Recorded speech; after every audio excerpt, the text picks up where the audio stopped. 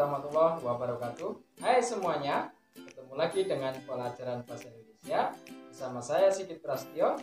Pada pembelajaran kita kali ini, kita akan membahas tentang teks cerita pendek atau yang kita kenal dengan cerpen.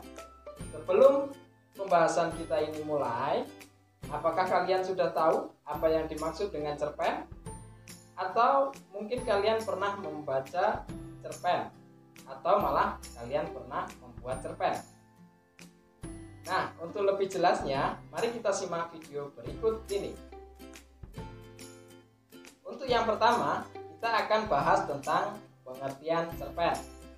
Cerpen atau cerita pendek adalah suatu karya sastra berbentuk prosa atau tulisan yang dibuat secara singkat dalam bentuk suatu kejadian beserta konflik dan juga akhir dari konflik atau penyelesaiannya.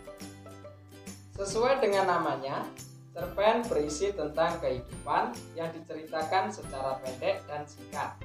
Jadi, isi dari cerpen biasanya padat, langsung kepada inti cerita.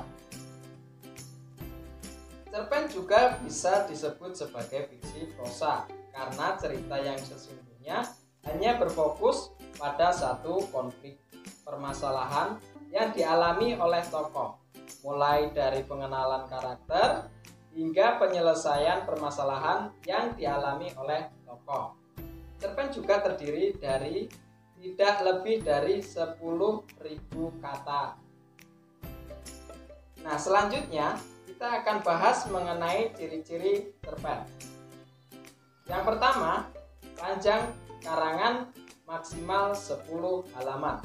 Yang kedua, habis dibaca sekali duduk. Maksudnya, untuk membaca cerpen tidak perlu membutuhkan waktu yang lama atau berhari-hari. Jadi cerpen dapat dibaca sekali waktu atau sekali duduk. Beda dengan kita membaca novel yang membutuhkan waktu yang lama. Yang ketiga, dalam sebuah cerpen hanya ada satu konflik. Yang keempat, perwatakan tokoh ditulis secara singkat. Berikutnya kita akan bahas tentang unsur-unsur di dalam cerpen. Unsurnya itu ada dua. Yang pertama yaitu unsur intrinsik. Intrinsik itu ada yang tahu? Nah, unsur intrinsik ini merupakan unsur yang terdapat di dalam cerpen itu sendiri. Yang pertama yaitu tema, yang kedua latar, ada tokoh dan penokohan, sudut pandang, alur, dan amanah. Nah, untuk berikutnya, unsur ekstrinsik. Unsur ekstrinsik adalah unsur yang terdapat di luar cerita, yang menjadi faktor pendukung di luar cerita. Yang pertama yaitu bahasa. Misalnya dalam cerpen tersebut ada bahasa daerahnya, atau bahasa asing, atau campuran. Yang kedua, latar belakang pengarang. Yang ketiga, nilai yang terkandung dalam cerpen.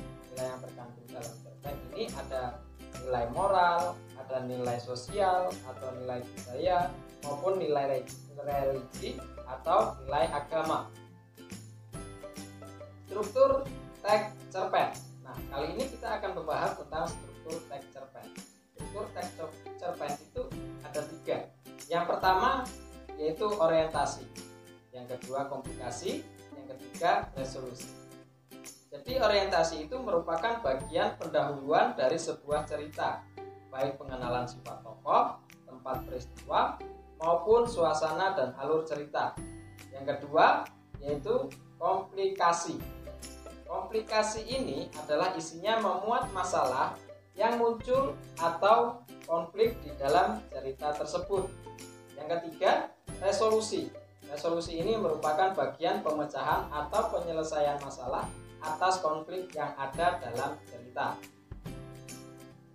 Nah, di sini ada contoh cerpen Pohon Keramat seperti yang ada dalam buku paket kalian. Nah, di sini saya akan menjelaskan cerpen Pohon Keramat ini membahas tentang apa. Nah, jadi cerita singkatnya, cerpen yang berjudul Pohon Keramat karya Yus R. Ismail itu menceritakan tentang sebuah gunung. Penduduk menyebutnya dengan Gunung Beser. Pada saat kependudukan Belanda, ada seorang tokoh yang melawan Belanda dengan berjuang sendiri tanpa ada pasukan, yang bernama Jaya Sakti. Jaya Sakti merupakan tokoh yang menjadi incaran para Belanda pada saat itu. Ya, Belanda untuk ditangkap lalu dipenjarakan. Jaya Sakti pun kabur menuju Gunung Geser dan bersembunyi dari Belanda. Bertahun-tahun pasukan Belanda dengan para centeng Demang melacak Jaya Sakti ke dalam gunung. Namun tidak ada seorang pun yang selamat melacak ke gunung. Ada orang yang pintar yang mengatakan bahwa Jaya Sakti bersemedi dan tubuhnya menjadi pohon harum. Cerita tersebut pun dipercaya oleh warga sekitar, sehingga tidak seorang pun berani masuk ke dalam Gunung Geser. Warga pun juga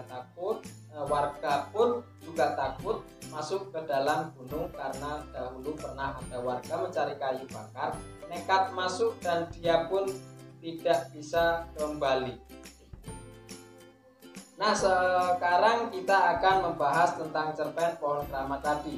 Kita akan bahas unsur-unsur yang terdapat dalam cerpen pohon keramat, mulai dari intrinsik dan ekstrinsik. Yang pertama kita akan bahas tentang unsur intrinsiknya. Ada tema dari cerpen pohon keramat ini adalah modernisasi keadaan penduduk. Yang kedua ada amanat. Kita tidak boleh, amanat dari cerpen tersebut, kita tidak boleh menyekutukan Allah Subhanahu wa Ta'ala atau percaya dengan hal-hal yang berbau mistik. Kita juga harus menjaga dan melestarikan alam sehingga alam mau bersahabat dengan kita. Yang ketiga yaitu alur.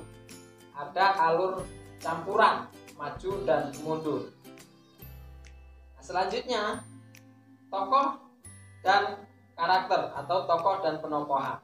Di sini ada Mbah Jaya Sakti yang karakternya pemberani, tidak mementingkan dirinya sendiri. Terus ada pasukan Belanda dan centeng-centeng Demang, ini mempunyai karakter tidak pantang menyerah. Terus ada penduduk desa, dia ini adalah jahiliyah atau percaya dengan hal-hal mistik. Ada kakek yang pemberani, bijaksana dan suka menolong. Terus ada juga para penggerak pembangunan, pintar tapi sebenarnya bodoh, egois. Terus ada penduduk kota, ini adalah pemalas. Yang kelima yaitu latar. Latar di sini ada tempatnya di sini adalah kampung, gunung geser, kaki gunung, rumah kakek dan sawah. Terus di sini ada waktu juga, waktunya adalah malam hari, pagi hari, sore hari, dan waktu panen. Suasana di sini sejuk, asri, damai, rukun, senang, dan terusik. Yang keenam yaitu sudut pandang. Sudut pandang di sini memakai sudut pandang pertama yaitu saya. Terus selanjutnya itu unsur ekstrinsik. Unsur ekstrinsik di sini terdapat nilai-nilai yang terkandung dalam cerpen pohon keramat. Nilai sosial, kita harus selalu berbela rasa kepada sesama yang membutuhkan. Terus terdapat juga nilai moral, kita harus menghormati orang tua dan yang lebih tua daripada kita. Selanjutnya nilai agama, kita harus setia pada ajaran agama dan menjalankan kewajiban agama kita masing-masing. Yang terakhir nilai budaya, kita harus menjalankan adat istiadat di lingkungan kita dan melestarikannya. Oke, demikianlah penjelasan tentang teks cerita pendek atau cerpen yang kita bahas dalam pembelajaran kali ini. Semoga bermanfaat dan kalian tetap semangat belajar. Terima kasih. Wassalamualaikum warahmatullahi wabarakatuh.